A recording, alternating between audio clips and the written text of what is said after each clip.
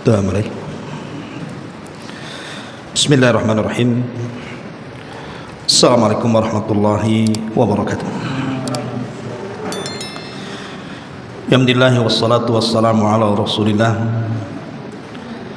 wa ala alihi wa sahbihi wa mawalah wa la hawla wa la quwwata illa billahi wa ba'du.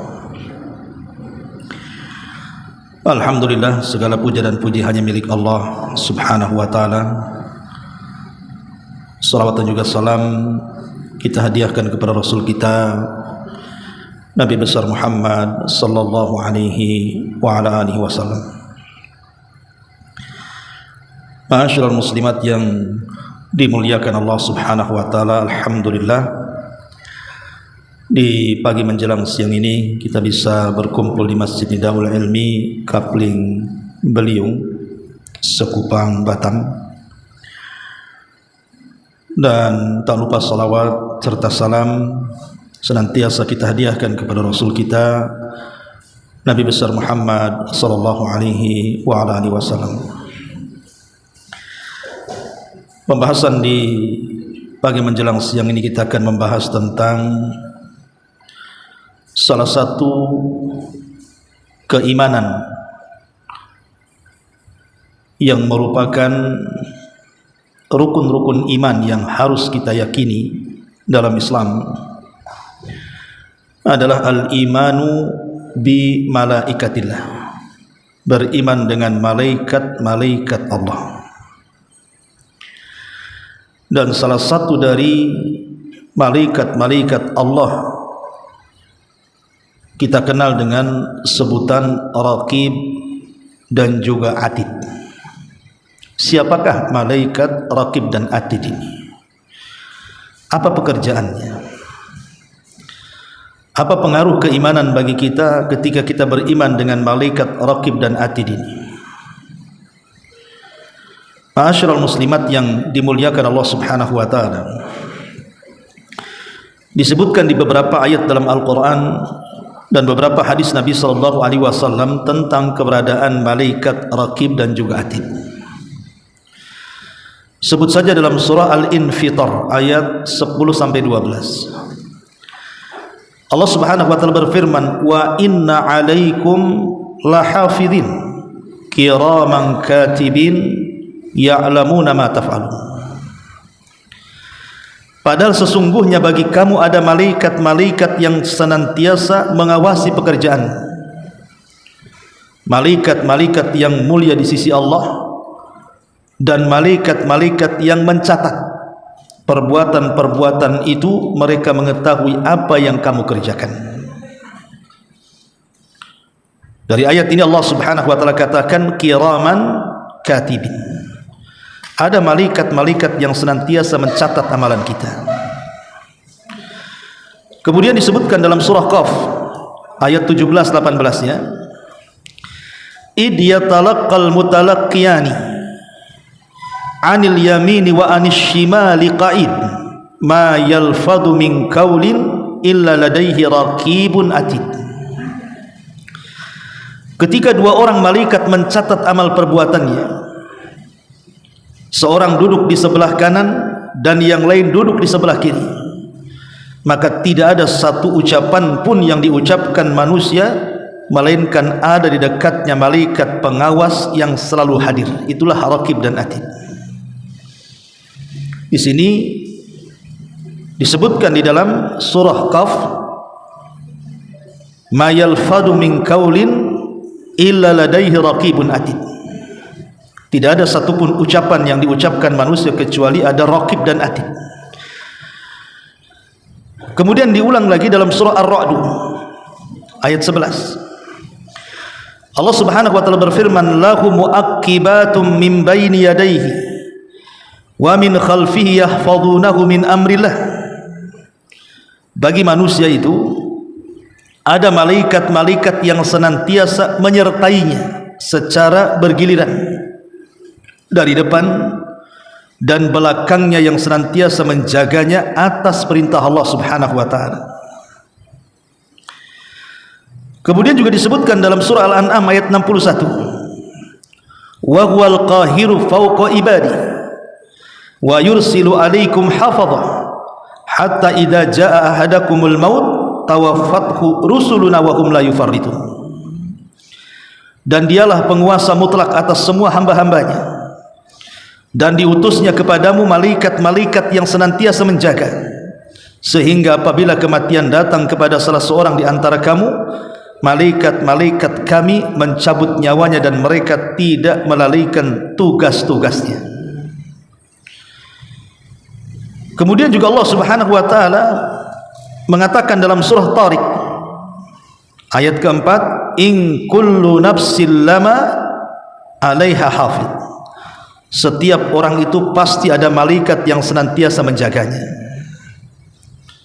Dan yang terakhir disebutkan dalam surah Al-Qamar ayat 52 sampai 53, wa kullu syai'in fa'aluhu fi zubur wa kullu saghirin wa kabirin mustatir. Dan segala sesuatu yang telah mereka perbuat tercatat dalam buku-buku catatan yang ada di tangan-tangan para malaikat. Dan segala urusan yang kecil maupun yang besar semua tertulis di tangan-tangan malaikat. Ayat-ayat ini dari mulai surah Al-Infitar ayat 10 sampai 12, kemudian surah Qaf ayat 17 sampai 18, kemudian surah Al-Qamar ayat 52 sampai 53, kemudian Ar-Ra'd ayat 11, kemudian Al-An'am ayat 61 dan surah Tariq ayat keempat. Ini semua sebagai dalil bahwa ada malaikat-malaikat yang senantiasa menyertai kita sepanjang waktu, mulai lahir kita sampai wafat kita. Siapa ini atau siapa malaikat yang senantiasa menyertai kita itu? Dialah malaikat Raqib dan juga malaikat Atid. Perlu ibu ketahui bahwa kalimat Raqib dan Atid itu bukan nama. Bukan nama seperti Munkar, Nakir, Jibril, Mikail, Israfil. Bukan. Raqib, Atid itu sifat. Jadi malaikat yang memiliki sifat Raqib dan malaikat yang memiliki sifat Atid. Jadi bukan nama ya. Kita sering salah menyebut malaikat namanya Raqib dan Atid. Bukan nama. Ini sifat. Bahwa ada malaikat itu tersifati dengan Raqib dan ada malaikat itu tersifati dengan sifat Atid. Apa Raqib dan apa Atid? Ulama mengatakan bahwa yang dimaksud Raqib di sini ada 3 makna. Disebut malaikat Raqib itu karena memiliki 3 makna. Yang pertama, annahu asyahid. Bahwa malaikat Raqib itu disebut Raqib karena dia asyahid, menyaksikan kita setiap hantakan waktu kita. Setiap detiknya itu diawasi betul.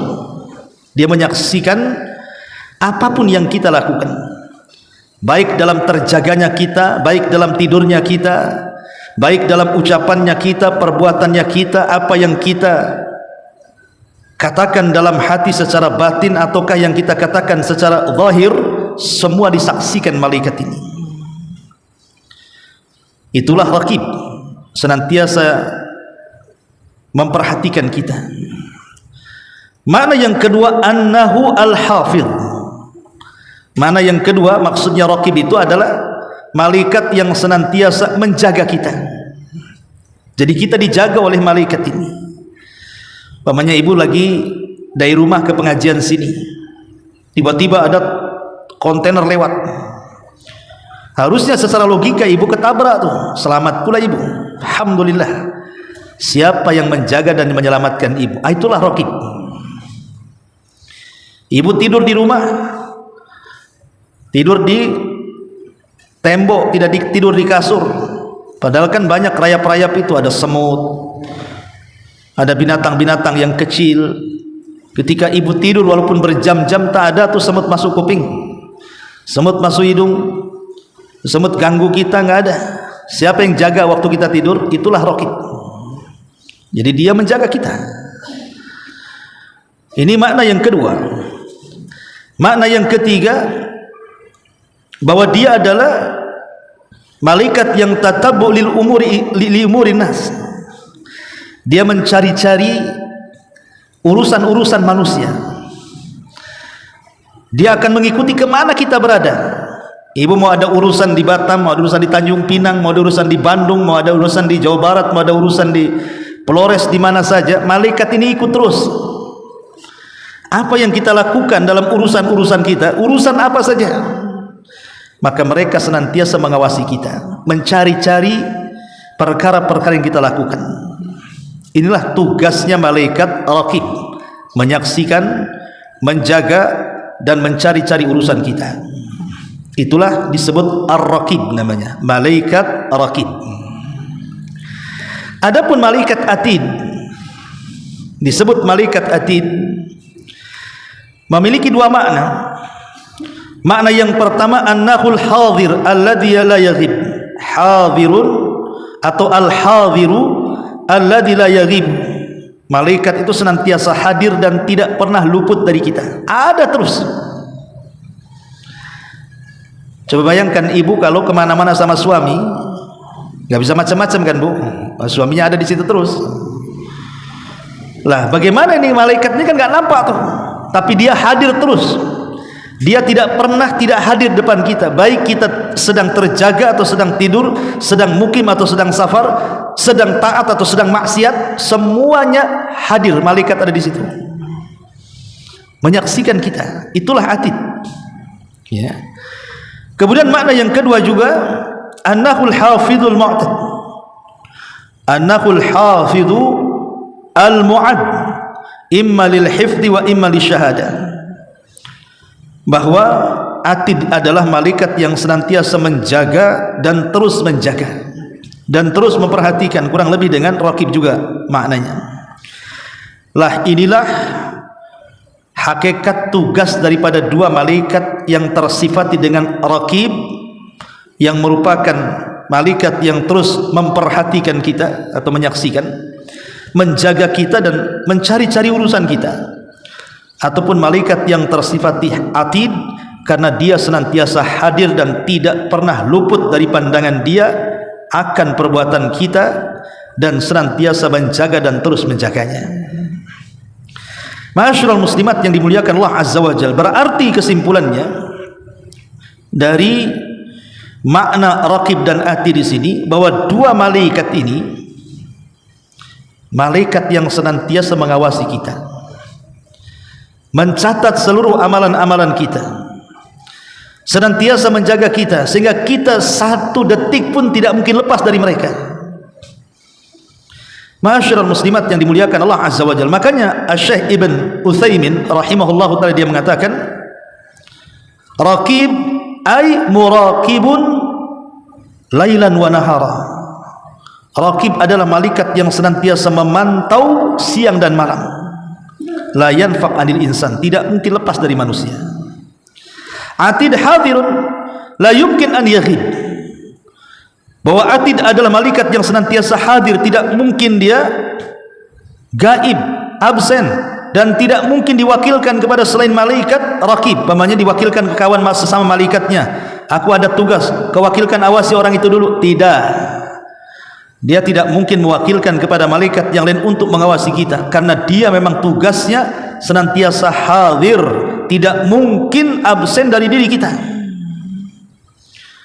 Ma'asyiral muslimat yang dimuliakan Allah Azza wa Jalla, dari sini hendaklah seorang mukmin takut. Kalau seandainya ada dua malaikat ini senantiasa mengawasi kita, makanya ketika kita yakin bahwa di samping kiri kanan ada raqib dan atid, itu harusnya melahirkan asar imaniyah, pengaruh-pengaruh keimanan pada diri kita. Apa saja pengaruh-pengaruh keimanan ketika kita yakin bahwa di samping kiri kanan depan belakang kita itu ada raqib dan atid? Pertama, lahir muraqabatullahi fis sirri wal alam. Dengan keyakinan kita bahwa kita ini diawasi malaikat raqib dan atid, maka lahirlah sifat muraqabah, merasa diawasi, baik dalam kesendirian kita ataupun keramaian. Karena Allah mengatakan kiraman katibin ya'lamuna ma taf'alun. Ada malaikat-malaikat yang senantiasa mencatat Dia mengetahui apapun yang kalian lakukan. Logika, kalau ada CCTV yang mengawasi kita, kemudian kita disuruh bekerja jangan berhenti, kemudian orang yang menyuruh akan memberikan balasan kepada yang bekerja dan yang menghukum orang yang tidak bekerja, kemudian diawasi oleh CCTV saja, nggak usah pakai orang. Saya yakin tidak ada orang malas, ya. Maka begitu juga sama ketika kita merasa diawasi malaikat, maka kita akan melangkah secara hati-hati. Ini yang pertama, bahwa dengan meyakini adanya raqib dan atid terlahirlah sifat muraqabah, merasa diawasi oleh Allah, sehingga kita tidak mungkin bicara sembarangan, tidak mungkin kita melakukan perbuatan maksiat sesuka kita, karena kita diawasi oleh dua malaikat yang ditugaskan Allah untuk memantau kita. Ini yang pertama. Yang kedua, lahir sifat al-haya, perasaan malu. Karena memang para malaikat sendiri adalah makhluk yang disifati dengan sifat malu. Karena mereka, para malaikat juga kalau melihat manusia bermaksiat kepada Allah Subhanahu wa taala, mereka juga akan merasa malu. Maka sifat malaikat pemalu itu juga harus tertanam pada diri kita, bahwa ketika kita yakin di sana ada malaikat raqib dan atid yang mengawasi kita, sehingga ketika kita hendak maksiat adalah perasaan malu. Aduh, ini diawasi kita ini, nggak mungkinlah saya melakukan ini itu dan lain sebagainya. Ketika dia kakinya melangkah ke tempat maksiat untuk berzina, malu, nggak jadi, karena malaikat itu senantiasa ikut dengan kita. Kalau ada manusia yang melangkah untuk umpamanya ibu nih, memang sengaja dari rumah datang ke rumah tetangga untuk acara gibah ria, udah dijadwalkan dari kemarin mau gibah tuh, ya. Ketika hari hanya tak jadi, aduh nggak bisalah, karena ada malaikat yang ikut saya, mencatat saya, menyaksikan saya, malu saya, tak jadi. Makanya lihat kisah-kisah umpamanya ada seorang anak muda yang hampir berzina. Tiba-tiba kemudian si perempuan mengatakan, ittaqilah, bertakwalah engkau fulan. Akhirnya dia bertobat, tidak jadi berzina, karena dia merasa ada pengawas selama ini yang mengawasi dia. Kalau setiap orang memiliki keyakinan seperti itu, insya Allah akan baik orang itu. Ini yang kedua. Yang ketiga, lahirlah sifat al-ijtihad fil amali saleh. Kalau kita yakin bahwa di samping kiri kanan depan belakang kita itu ada raqib dan atid, pasti terlahir kesungguhan dalam ibadah, kesungguhan dalam amal saleh. Karena para malaikat akan mengangkat amalan-amalan kita ke langit dan akan memperlihatkan di hadapan Allah Subhanahu wa taala. Allah katakan, ilaihi yas'adul kalimut thayyib wal amalus salihu yarfa'u. Kepada Allah lah ucapan-ucapan yang indah dan amal-amal saleh itu akan dinaikkan. Siapa yang menaikkan amal saleh itu? Para malaikat, ya. Catatan-catatan malaikat akan dinaikkan ke langit. Dan kita seorang muslim tentu tidak mau catatan yang naik ke langit itu kan catatan buruk. Maunya amalan yang naik dan diperlihatkan di hadapan Allah itu kan yang baik-baik. Maka ketika kita yakin bahwa di samping kiri kanan kita ini ada malaikat raqib dan atid, berarti lahirlah sifat kesungguhan dalam melakukan amal soleh. Ini yang ketiga. Yang keempat, hubbu haula'il malaikah al-mukallafina bi a'malil ibad. Kalau kita sudah tahu bahwa ada malaikat-malaikat yang mencatat amal buruk kita, dicatat, amal baik dicatat, habis itu dilaporkan kepada Allah, maka kita semakin cinta dengan malaikat, semakin cinta dengan malaikat. Kenapa? Malaikat nggak suruh dibayar. Emang ibu bayar malaikat untuk menyampaikan amal ibu ke langit? Dilaporkan kepada Allah Azza wa Jalla. Kita saja di dunia kalau kita butuh kepada audit, pemain di perusahaan, itu harus bayar tuh. Pemainnya ini mau mengaudit perusahaan, itu ada orang-orang tertentu yang harus dibayar. Ini malaikat tidak perlu ibu bayar, tapi dia memang sudah tugasnya apa? Menyampaikan catatan-catatan amal baik kita menghadap Allah, kemudian melaporkannya. Maka sebagai bentuk berterima kasihnya kepada para malaikat tentunya dengan menanamkan kecintaan kepada mereka. Dan yang terakhir, adamu idza'i haula'il malaikah. Ada larangan tidak boleh menyakiti mereka. Jangan sakiti para malaikat. Seperti umpamanya hadis mengatakan, man akalal basal wath-thawma wal qarratha fala yaqrabanna masjidana fa innal malaikata yata'adza mimma yata'adza minhu banu adam. Barang siapa yang makan bawang basal, bawang merah, bawang putih, saum itu, sehingga mulutnya jadi bau, kemudian dia berangkat ke masjid sementara mulutnya masih bau juga, maka malaikat akan tersakiti dengan bau itu sebagaimana Bani Adam tersakiti dengan baunya. Karena malaikat itu suka yang harum-harum. Makanya laki-laki kalau ke masjid, ibu kasih tahu bapak-bapak, kalau ke masjid, kalau dia seorang perokok atau apa kan, sikat gigi dulu. Kalau perlu jangan merokok. Ya, atau habis makan yang bau-bau jengkol, pete atau apa kan yang bau-bau tuh, suruh sikat gigi dulu baru ke masjid. Karena malaikat tidak suka dengan bau-bauan itu. Lah inilah 5 perkara tentang asar keimanan kenapa kita beriman dengan malaikat raqib dan juga atid.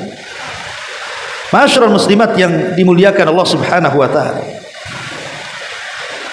Kita fokus kepada satu ayat di dalam Al-Qur'an surah Qaf ayat 17 dan 18, karena ini fokus kepada tugas malaikat raqib dan atid. Allah Subhanahu wa taala berfirman, "Id yatalaqqal mutalaqqiyan 'anil yamini wa 'anil shimali qa'id ma yalfidu min qaulin illa ladaihi raqibun atid." Ketika 2 orang malaikat mencatat amal perbuatannya, seorang yang duduk di sebelah kanan dan yang lain duduk di sebelah kirinya, maka tidak ada satu ucapan pun yang diucapkannya melainkan ada di dekatnya malaikat pengawas yang selalu hadir mencatatnya.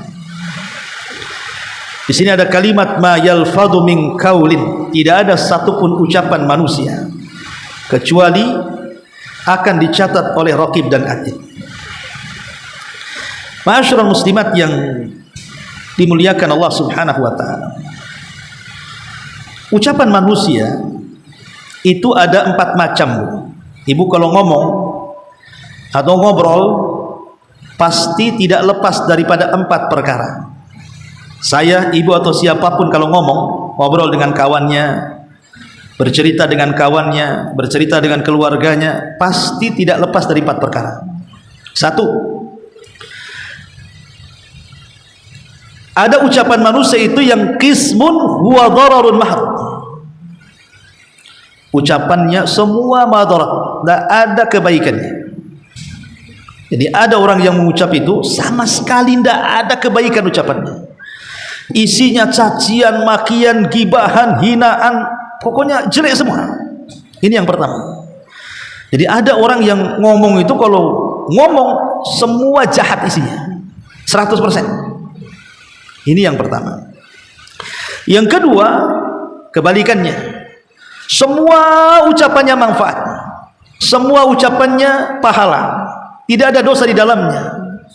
Mengajak manusia kepada kebaikan, mencegah manusia dari kemungkaran, berzikir, membaca Quran, pokoknya tidak dikeluarkan kecuali yang baik-baik. Ini yang kedua. Yang ketiga, nyampur aduk. Nyampur aduk tuh. Kadang-kadang kalau ngomong ada baiknya, kadang-kadang di sela-sela kebaikan itu ada jahatnya. Ibu lagi ngobrol lurus, tahu-tahu gibahin orang. Ibu lagi ngomong lurus, tahu-tahu menghina orang. Itu kadang-kadang ucapan manusia ini sewaktu-waktu ada baiknya, sewaktu-waktu tidak ada baiknya, tuh nyampur di situ tuh. Kemudian yang terakhir, ada ucapan manusia itu ya dia tidak melakukan dosa dalam ucapannya, tapi juga tidak mendapatkan pahala dari ucapannya, sia-sia ucapannya. Ucapannya tidak ada pahalanya, tidak ada dosanya. Itulah ucapan manusia. Ucapan manusia ini cuma 4 perkara ini saja kan Bu. Boleh jadi yang keluar dosa semua, boleh jadi yang keluar pahala semua, boleh jadi yang keluar itu 50-50 ada pahala dan dosanya, boleh jadi ucapan manusia itu ya tidak ada pahala, tidak ada dosanya tuh. Pertanyaannya, apakah 4-4-nya dicatat oleh Raqib dan Atid? Ini yang jadi masalah. Apa kata para ulama di sini? Fa ammal ladzi huwa dhararun mahd fala budda minas sukuti anhu. Adapun ucapan yang semua keluar dosa, tidak ada kebaikannya, maka kewajiban kepada orang ini harus diam. Kalau tidak bisa mengucapkan kalimat yang santun, diam, karena Anda dicatat malaikat. Ini yang pertama. Yang kedua, wa kadzalika ma fihi manfaatun mahd. Begitu juga orang yang kalau ngomong itu semua manfaat, fala budda an yatakallama an, maka dia harus terus bicara. Kalau isinya manfaat jangan berhenti, ngomong aja, entah dengan zikirnya, entah dengan Qur'annya, entah dengan dakwahnya, entah dengan perkara-perkara yang di dalamnya ada pahalanya, karena manfaat semua isinya. Jangan diam, ya harus terus diucapkan, ya. Kemudian yang ketiga, wa amma ma fihi dhararun wa manfaatun la tafi bidharari. Maka orang yang kalau ngomong itu gado-gado, kadang-kadang ada dosanya, kadang-kadang ada pahalanya, kadang ada dosanya, kadang ada pahalanya, maka sebaiknya hindari yang dosa, kejar yang ada pahala. Kemudian yang terakhir, tidak ada dosa, tidak ada pahala, itu namanya fudul, berlebihan. Ini bisa menghabiskan waktu, ngobrol ngalor ngidul ngetan ngulon tidak jelas. Memang nggak gibah orang, nggak namimah, nggak ngina orang, tapi ngabisin waktu, dia akan rugi. Maka kata para ulama, ada yang berpendapat bahwa yang dicatat itu cuman 2 saja. Ucapan yang mengandung pahala dan ucapan yang mengandung dosa. Ini yang akan dicatat. Adapun yang tidak mengandung pahala dan dosa, maka tidak dicatat. Ini satu pendapat. Pendapat yang kedua, semua dicatat. Mau ucapan itu ada dosanya, mau ucapan itu ada pahalanya, mau ucapan itu tidak ada dosanya, mau ucapan itu tidak ada pahalanya, semua dicatat. Tetapi yang dihisap cuma 2, yang ada pahalanya dan yang ada dosanya saja. Tapi semuanya dicatat sebagai amanah. Tugas malaikat Raqib Atid itu sebagai pencatat, maka dicatat semuanya sampai kepada erungan orang yang sedang sakit tetap dicatat. Pamannya ada orang sakit bilang aduh, tetap dicatat tuh aduhnya tuh. Sebagaimana ketika Imam Ahmad sedang sakit parah, kemudian dia mengaduh karena kesakitan, maka muridnya menasihati, ya Imam, innal anina kalimatun wal kalimatu tuktab. Imam, ucapan aduh itu bagian daripada kalimat dan kalimat itu akan dicatat. Maka diam langsung Imam Ahmad, takut erungannya dicatat malaikat. Sampai dia meninggal dia tidak pernah mengaduh padahal dia merasakan sakit. Dari sini kita tahu bahwa semua ucapan kita ini dicatat malaikat, yang ada dosanya, yang tidak ada dosanya, sampai kepada yang tidak mengandung pahala dan dosa pun tetap dicatat. Tapi yang dihisab tentu yang ada kandungan pahala dan kandungan dosanya saja. Ma'asyiral muslimat yang dimuliakan Allah Azza wa Jalla, dari sini kita tahu bahwa setelah kita tahu bahwa semua akan dicatat malaikat, maka sudah selayaknya seorang muslim dan muslimah itu menjaga lisan. Jangan sampai lisan ini memasukkan kita ke neraka, karena tidak ada ucapan satupun dari kita kecuali dicatat malaikat. Maka hindari, jangan mudah berdusta, karena dustanya akan dicatat. Hindari, jangan mudah ghibah dan namimah. Dan ini penyakit kita semuanya, suka menggibah-gibah atau mendengar gibah. Karena gibah seseorang akan dicatat dan namimahnya pun akan dicatat. Jangan menyebar rahasia-rahasia yang tidak boleh disebar.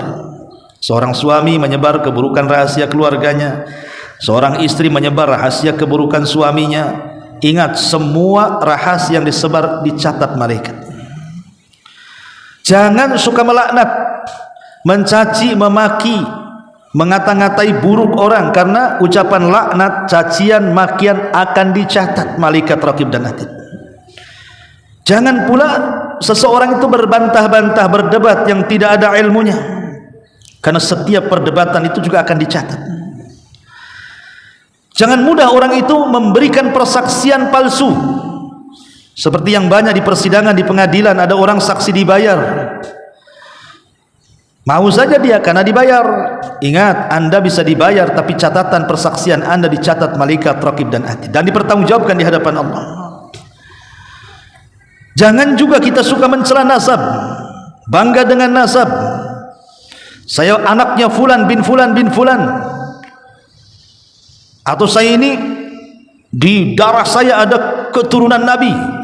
Nah, ini bahaya kan itu. Bangga, ini bangga jahiliyah dengan nasab, maka ini akan dicatat oleh raqib dan atid. Ya. Termasuk juga orang yang menyebut-nyebut pemberian. Nyesel aku ngasih dia, katanya. Ngapain aku kasih dia, katanya. Kalau tahu dia begini, ngapain aku kasih dia, katanya. Akan dicatat. Ya. Kalau sudah sedekah ikhlas, lah ngapain disebut-sebut. Ya. Termasuk juga Allah akan mencatat ucapan manusia yang tidak ada gunanya. Ngabisin waktu saja ngobrol sama kawannya, akhirnya lupa duhur, asar, maghrib, isya, subuh, ngobrol saja, dicatat semuanya. Jadi ucapan-ucapan ini semua akan dicatat oleh raqib dan atid. Maka kalau semua ucapan-ucapan manusia akan dicatat, sudah seharusnya pertama, jangan bicara kecuali yang ada manfaatnya. Yang kedua, pilih waktu yang tepat untuk bicara. Yang ketiga, jangan terlampau banyak bicara, karena banyak bicara itu pasti akan banyak kepelesetnya. Ketika banyak kepelesetnya berarti banyak dosanya. Ketika banyak dosanya berarti neraka tempatnya. Apalagi ya. Kemudian yang keempat, pilih bahasa yang akan dikeluarkan lisannya. Setiap daerah itu kan ada yang halus, ada halus sekali, ada yang kasar, ada yang kasar sekali. Kalau orang Jawa itu misalnya ada yang bahasa kromo, ya bahasa tinggi, ada yang bahasa biasa, ada yang bahasa kasar. Kan kita tahu tuh tiap-tiap daerah itu mesti ada lah bahasa-bahasa kayak gitu. Maka pilih bahasa yang sesuai. Jadi diksi-diksi yang kita akan keluarkan itu harus betul-betul memilih mufradat, kosakata yang kalau bisa tidak menyakiti orang. Karena biasanya Bu, orang kalau ngomongnya kasar, kadang-kadang yang ngomong aja menyesal. Kenapalah aku tadi ngomong begitu? Yang dengar sakit hati, kurang ajar dia ngomong kayak gitu sama saya, katanya. Awas saja, katanya. Yang ngomong aja bisa nyesel tuh kalau dia mengucapkan kalimat kotor itu, apalagi yang dengar sakit hati. Tapi kalau omongannya baik, yang ngomong itu kayaknya puas sekali, dan yang dengar pula merasa lezat, pengen ketemu lagi, pengen ngobrol lagi dengan kita. Makanya pilih kosakata yang baik, ya, karena setiap kosakata itu akan dipertanggungjawabkan. Kemudian yang kelima, timbang perkataan ini. Ini gibah enggak ya? Nah, jadi ditimbang dulu Bu. Kalau ngomong tuh, kayaknya kita sudah gibahin orang ini. Nah, enggak usah cerita lagi. Nah, ditimbang, mikir ke situ tuh. Wah, ini kayaknya kita ada menghina orang, tak bagus nih. Nah, langsung dihentikan di situ. Ditimbang tuh kalau ngomong, ini enggak dilanjut. Kalau bisa besok lanjut lagi ya. Kapan lagi kita? Kalau bisa jangan di tempat ini ya, di warung kopi sana, atau di rumah si Anu gitu. Lebih enak, lebih luas lagi itu. Di situ ada mic-nya lagi, bisa keras kita ngomong. Ah, ini kan repot tuh, ya. Jadi jangan pula dijadwal untuk gibah. Justru kita menimbang. Kalau sudah ngomong nih, ini salah, ini kita udah harusnya lurus, sudah bengkok kita ini. Nah, balikin lagi. Ditimbang kalau ngomong itu. Kemudian ingat, sebagaimana orang punya aib yang kita kadang-kadang singkap-singkap, kita juga punya aib loh, jangan salah. Jangan membongkar aib orang, karena nanti Allah akan kirim membongkar aib kita lebih parah dibandingkan kita membongkar aib orang. Karena al-jaza min jinsil amal, masalahnya balasan itu disesuaikan dengan amalannya.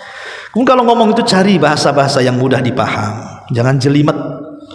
Ada orang itu ngomong ngalur ngidul segitu pula lah, itu intinya. Jadi ambil bahasa yang mudah, yang enak gitu ya. Dan jangan membiasakan menggunakan bahasa-bahasa kotor, bahasa-bahasa menyakitkan, membentak-bentak. Pokoknya pandai-pandailah. Ketika memuji jangan berlebihan memuji. Ya, ketika mencela ya dihentikan celaannya. Dan jangan mengambil kereduan manusia untuk bermaksiat kepada Allah. Contoh mamanya ini, karena kawannya banyak berjasa kepada ibu, kemudian dia pun ngajak gibah ibu layani saja. Kenapa? Nggak enak katanya. Dia udah banyak berbuat baik pula sama saya. Kalau saya pergi dari situ tersinggung pula dia, Ustaz. Nggak bisa lagi saya pinjam uang sama dia nanti. Itu kadang-kadang ada orang yang mencari kereduan untuk bermaksiat. Nggak boleh. Ya. Kalau sudah maksiat tetap maksiat. Kemudian kalau seandainya seseorang hendak bicara dengan orang, ya lihat waktu. Kalau bentuknya nasihat, dan menasihat itu maksudnya menyampaikan kebaikan kepada orang lain. Kadang ada orang berikan nasihat itu bukan menasihati, tapi sedang membongkar-bongkar aib dia, atau dia nasihati depan orang jadi malu. Maka ini semua kan bagian daripada kalam, Bu. Maka saya nasihatkan, karena di samping kiri kanan depan belakang kita ini ada raqib dan atid, maka pandai-pandailah memilih kosakata dalam bicara. Wallahu a'lam bishawab. Ini yang bisa sampaikan mengenai tentang pengenalan kita kepada dua malaikat mulia, raqib dan juga atid. Baik, sebelum saya tutup, silahkan kalau ada yang bertanya.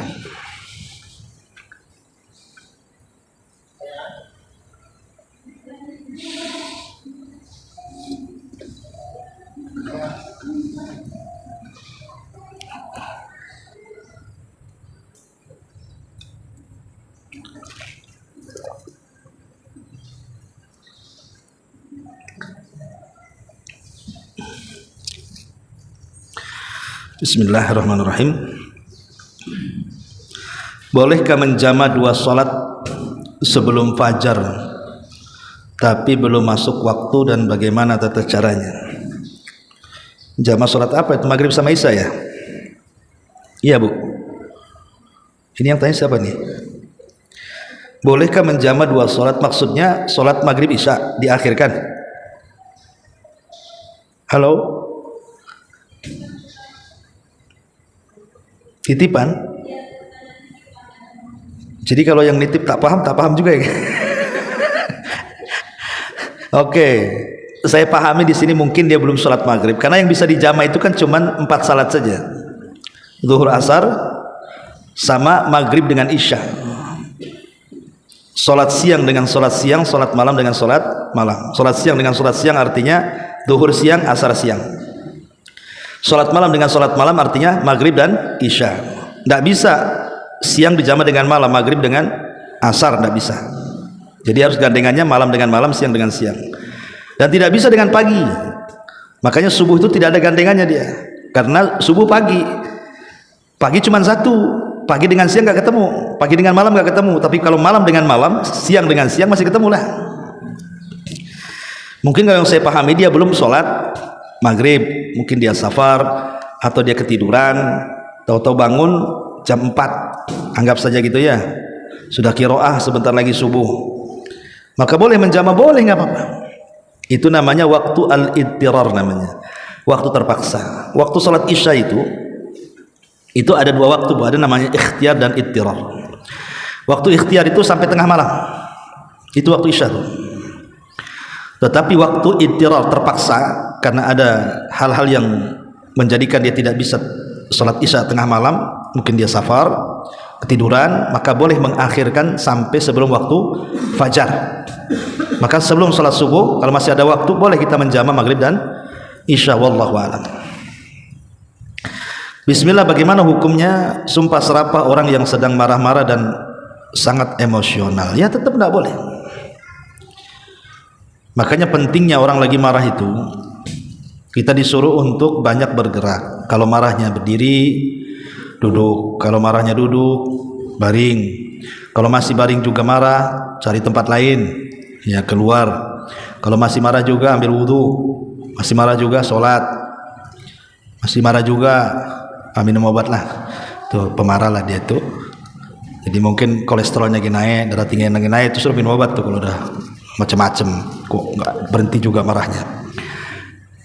Tapi yang jelas bahwa orang yang lagi marah itu biasanya kan marah itu kan dari setan, Bu. Makanya orang marah itu rata-rata tidak ada yang baik, kecuali marahnya karena agama. Kalau marah karena agama, saudara kita dibantai seperti di Palestina, ajaran kita dihina-hina, Quran diinjak-injak, ya itu marah, itu yang positif, marah yang baik, dan kita harus marah ya. Tapi kalau marahnya bukan karena itu, yang biasa di masyarakat gitu kan, yang umumnya orang mudah emosi, marah dan begitu seterusnya, itu kadang-kadang itu mengucapkan kalimat yang aneh-aneh tuh. Orang binatang keluar semua, setan genderuwo keluar semua, kadang-kadang kata-katanya juga nggak jelas, kadang-kadang main tangan, macam-macam marah itu. Maka sebaiknya Rasul mengatakan, makanya Nabi itu sampai 3 kali menasihati sahabat tuh, la taghdab, la taghdab, la taghdab, jangan marah, jangan marah, jangan marah, sampai 3 kali. Karena marah ini sumber setiap keburukan. Sumber setiap keburukan itu dari marah. Marah itu bisa apa-apa. Orang baik-baik bisa saling bunuh-bunuhan. Gara-gara marah orang bunuh tuh. Saudara retak, suami istri cerai. Ya. Orang tidak bersalah disalahkan, orang tidak layak dipenjara dipenjarakan. Orang lagi marah, dia bisa apa saja orang lagi marah itu. Nyewa samsing, tolong pukul orang itu. Ya, orang lagi marah itu apa? Makanya marah itu sumber keburukan. Maka kalau sedang marah, kalau dalam rumah tangga, bagi perempuan diam. Karena kita tahu, Bu, secara psikologi kan, perempuan itu setiap hari harus banyak mengeluarkan kosakata, kan, Bu? Nah, saya dengar begitu, kalau perempuan itu harus banyak mengeluarkan kosakata. Kalau laki-laki kosakatanya terbatas, Bu. Makanya laki-laki itu lebih banyak diam, sabar. Perempuan lebih banyak ngoceh aja kemana-mana, gitu ya. Karena setiap hari dia harus mengeluarkan kata-kata banyak. Apalagi kalau ada anak kecil teriak sana, teriak sini, pakpuk-pakpuk kan. Laki-laki kan kata-katanya terbatas, mungkin di luar sudah ngobrol sama kawannya, pulang ke rumah sudah habis kata-katanya, diam aja kan. Jadi ibu harus sabar. Mungkin kata-kata suaminya sudah dihabiskan di luar rumah. Jangan bilang, Ustadz suami saya ini nggak tahu pendiam, dia nggak. Bukan pendiam, mungkin sudah habis di luar kata-katanya. Sudah ngobrol sama kawannya sehingga sampai rumah habis. Males dia ngomong. Ya, kalau ibu kan terbalik, suami ibu justru heran. Istri kok nggak banyak ngomong nih, nggak sakit nih. Karena perempuan kan harus banyak ngomong. Ya, makanya pahala perempuan itu lebih banyak di ucapan. Kalau pahala bapak-bapak lebih banyak di perbuatan. Ingat, Bu, ya, kebanyakan perempuan masuk surga itu karena ucapan. Kalau bapak-bapak ini lebih banyak di perbuatan. Sholat jamaah bapak-bapak, jihad bapak-bapak, semua bapak-bapak. Ibu itu ya zikir, baca Quran, ya, nyenengin suami dan begitu seterusnya. Makanya harus dipahami itu bahwa kalau seandainya ini konteksnya keluarga, ya harus sabar. Dan yang menyumpah serapah ya dinasihati. Tapi kalau di luar rumah, entah dengan tetangga atau dengan kawannya, nggak usah didengar. Ya langsung pergi saja, nggak usah didengar dan nggak usah dibalas juga. Supaya dibedakan mana yang berakal, mana yang sehat. Ya, mana yang gila sama mana yang tidak gila. Kalau orang sumpah serapah ibu layani, sumpah serapah juga, nggak bedanya ibu gilanya dengan dia.